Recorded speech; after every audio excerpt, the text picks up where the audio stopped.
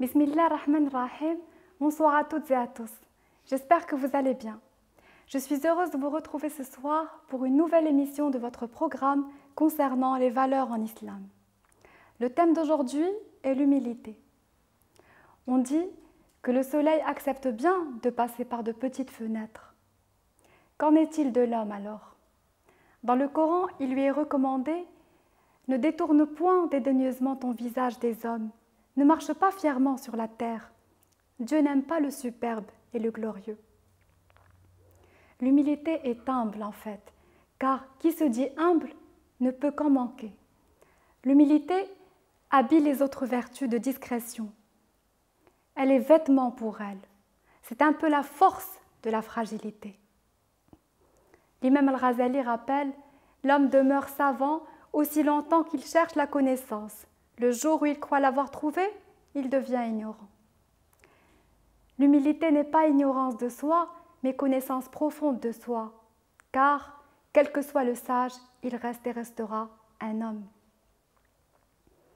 Et probablement ce qui fait davantage sa sagesse et sa façon d'épouser son humilité. L'humilité n'invite pas l'homme à s'oublier, mais l'élève pour mieux se reconnaître. Le poème qui suit d'un auteur birman, du nom de Kinyu, rappelle par ses vers ce que signifie l'humilité. Il dit « Quand les jasmins précieux n'embaument pas encore le cœur du palais, le calice des bois y devient guirlande pour les parures. Mais quand le jasmin éclot à profusion dans le palais, l'humble calice retourne au village. » Quant à l'imam Ali, gendre et cousin du prophète, Sayyidina Muhammad sallallahu alayhi wa sallam, il déclare « Ô vous qui croyez et entendez, qui jouissez de la santé et des biens de ce monde, connaissez-vous abri ou refuge, recours ou protection contre cet enfer, ou connaissez-vous un moyen pour vous en retourner sur terre? Que justifie donc votre orgueil? Celui qui est orgueilleux ne peut être humble. Et dans la tradition prophétique et les versets coraniques, nombreuses ont été les consignes, les avertissements, les exhortations contre toute forme de présomption, de suffisance, de vanité et d'arrogance. Dans un hadith rapporté par Ibn Majah, Dieu annonce « L'orgueil est mon habit, la puissance mon manteau ». En fait, si Dieu affirme cela, c'est avant toute chose car il est le seul et unique à pouvoir vêtir l'orgueil, car le seul à pouvoir le manier, le gouverner, le régenter, et que l'homme ne pourrait pas, car il se perdrait lui-même en cet orgueil. Le prophète, Sayyidina Muhammad sallallahu alayhi wa sallam, n'a-t-il pas témoigné son étonnement en affirmant « Qu'a donc à voir le fils d'Adam avec l'orgueil, alors que son commencement est goutte de sperme, sa fin charogne, qui n'assure pas lui-même sa subsistance, ni même ne repousse sa mort ?» D'après ces quelques hadiths prophétiques, n'entrera pas au paradis celui dans le cœur duquel sera le poids d'un atome d'orgueil. Mais aussi, l'homme n'arrêtera pas de se bouffir d'orgueil jusqu'à être inscrit auprès de Dieu au nombre des tyrans. Puis également, la plus grande des grandeurs, c'est de ne pas être orgueilleux. Toutes ces paroles prophétiques sont des mises en garde contre ce qui finalement est une façon stupide et inepte de se laisser aller à ce que l'on n'est pas et ne sera pas. Moïse demande un jour au Très-Haut « Quelle est la plus détestable de tes créatures ?» Dieu décrit les créatures détestées par lui comme étant celles qui voient leur cœur s'enfler d'orgueil, leur langue proférer des ignominies, leurs mains devenir avares et leur moralité se dégrader. L'humilité, c'est aussi s'efforcer à savoir équilibrer la douceur et la fermeté. Ainsi, même nos propres dépenses quotidiennes nécessitent cette prise de conscience et cette attitude. Dieu décrit ses adorateurs dans la sourate Al-Furqan, le critère, comme étant tous ceux qui vont par la terre modestement et qui, tel que nous l'annonce le verset 67 de cette même sourate, lorsqu'ils font dépense, ne se montrent ni prodigues ni ladres, mais qu'il y ait entre ceci et cela juste mesure. À ce titre, le prophète Sayyidina Muhammad sallallahu alayhi wa sallam encourage et incite à un caractère pondéré, équilibré et à gérer son argent sans se montrer avare envers ses proches et en assumant les responsabilités à leur égard. C'est une façon de ne pas se montrer ingrat vis-à-vis des bienfaits que Dieu accorde. C'est le juste milieu, toujours dur à caresser, qui nous est demandé de rechercher, d'adopter, de protéger. Dans la sourate Le Trajet nocturne, à ses versets 26 et 27, Dieu révèle « Donne à tes proches leurs droits, mais aussi aux pauvres, aux fils du chemin, et cela sans prodigalité prodigue. » Abu Bakr Siddiq, premier calife après la mort du prophète, avait en toute humilité donné tous ses biens pour équiper une armée en laissant peu pour sa propre famille. Parfois, les croyants, emportés par l'amour de Dieu et la foi, donnent une grande partie de leurs biens et se sentent ainsi en paix. Les femmes du prophète, Sayyidina Muhammad sallallahu alayhi wa sallam, agissaient de la sorte. Zaynab, l'une d'entre elles, faisait des travaux manuels qu'elle vendait et donnait en aumône au nom du miséricordieux.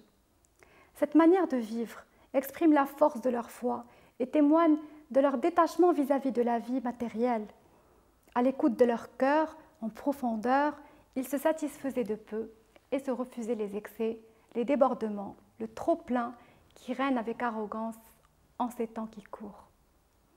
Les proches du messager donnaient par amour, par esprit de fraternité et de solidarité. Ils partageaient au nom de Dieu et de son amour. Ils étaient dans la réserve et la modération et ils s'exigeaient la retenue. Dans la sourate Le Trajet nocturne, au verset 29, le très doux nous apprend « Ne garde pas la main entravée à ton col et ne l'ouvre pas non plus trop large, ce qui t'exposerait ou au blâme ou à la déchéance. » La tradition prophétique nous enseigne que deux choses ne peuvent être contenues en même temps dans le cœur d'un homme ou d'une femme. Il s'agit de la foi et de l'avarice.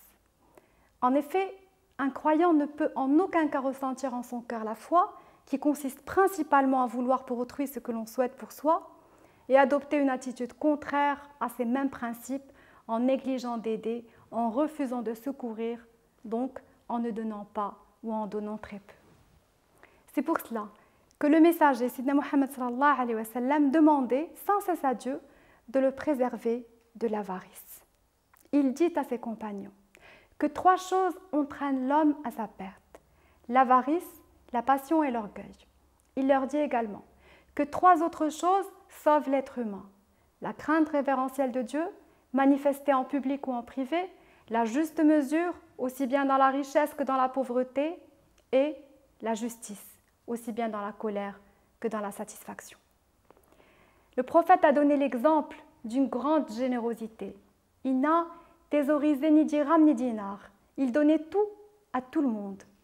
Quand ces femmes se réunirent pour lui demander d'augmenter le montant de l'argent qu'il leur accordait pour leurs propres dépenses, pour qu'elles subviennent mieux à leurs besoins, il leur répondit en s'inspirant de ce qui lui fut révélé, que si elles n'étaient pas satisfaites, elles avaient toujours le choix de divorcer. Cette inspiration lui fut révélée à la sourate Les Coalisés au verset 28 et 29.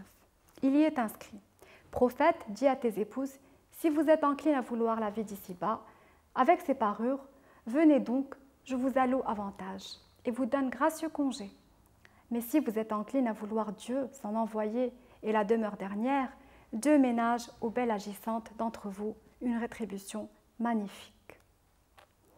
Cet exemple vécu par Sayyidina Muhammad sallallahu alayhi wa sallam nous enseigne que chaque personne doit vivre et donner selon ses moyens et capacités. Toute autre personne doit respecter cela et s'en satisfaire, car c'est le comportement recommandé. De la même manière, il faut préciser qu'aucun bon comportement n'est à négliger, car face à la générosité divine, absolument rien, aucune bonne action, aussi infime soit-elle, n'est à mépriser. Rappelons que selon les dires de l'imam al-Haddad, le prophète Sayyidina Muhammad sallallahu alayhi wa sallam vit un homme se promener dans les jardins du paradis pour avoir simplement ôté une branche d'épine du lieu de passage des gens. On oublie cela trop souvent, mais les actions les plus simples sont souvent les plus belles. En effet, le prophète Sayyidina Muhammad sallallahu alayhi wa sallam ne nous a-t-il pas annoncé que ceux qui auront un atome de foi en leur cœur seront les hôtes de la miséricorde de Dieu? Et l'une des caractéristiques d'un homme ou d'une femme de foi est justement d'enlever du chemin ce qui pourrait nuire ou porter préjudice aux passants. Le respect au message prophétique se manifeste à travers des gestes humains simples et nécessaires pour une bonne entente entre tous et une meilleure convivialité. Savoir garder un équilibre dans notre vie de tous les jours est l'un des principaux messages que nous avons reçus. Savoir donner de notre argent, de notre temps, de notre savoir, de notre amour et de notre affection est notre principal objectif en tant que croyants, et tout cela avec humilité. Le faire d'une manière équilibrée et raisonnable est notre responsabilité. Pour en revenir à l'humilité, j'aimerais citer cet exemple de Kant qui prend le ver de terre et explique « Le ver de terre se recroqueville quand on marche dessus. Cela est plein de sagesse. Certes, dans le cas contraire, il mourrait, si l'on peut dire les choses ainsi, et il diminue les possibilités de se faire encore marcher dessus. Par suite, il y a dans l'humilité une force et une certaine forme de sagesse. » Quant à Descartes, il prétend que les plus généreux ont tendance à être les plus humbles. Au demeurant, dans l'humilité, on retrouve également une forme de générosité de l'être. Aussi, j'aimerais rajouter qu'il faut éviter de confondre humilité et honte, car dans l'humilité, on considère ce que l'on est et pas ce que l'on fait. Spinoza dit d'ailleurs à ce sujet, bien qu'il soit triste en réalité, l'homme qui a honte de ce qu'il fait est cependant plus parfait que l'impudent prétentieux. L'homme humble se connaît et reconnaît Dieu. Par suite, il n'éprouve nul besoin de se glorifier. En outre, il verse dans la générosité et l'empathie et fait preuve ainsi de sagesse. Pour finir, dire que sans cette humilité dont faisait preuve le prophète et qu'il encourageait à travers ses messages, le moi habiterait tout l'être qui ne verrait en son prochain qu'une sorte de rien à utiliser pour assouvir sa soif de réussite et sa faim de succès. Sans se soucier du bien-être de l'autre et sans se rappeler que l'autre et son bien-être lui sont nécessaires pour son succès à lui auprès de Dieu. L'humilité, c'est un peu se sentir grandir lorsqu'on s'agenouille devant Dieu et se sentir grandir quand, par notre présence humaine et digne, on est sensible à l'autre et à ses fragilités. Quand on se refuse l'indifférence, la sécheresse et le désintéressement sous toutes ses formes. Sur ces mots, prend fin l'émission de ce soir. Je vous souhaite une excellente soirée sur As-Sadissa et espère vous retrouver très prochainement, Inch'Allah, pour une nouvelle émission de notre programme concernant les valeurs. Assalamu alaikum wa rahmatullahi wa barakatuh.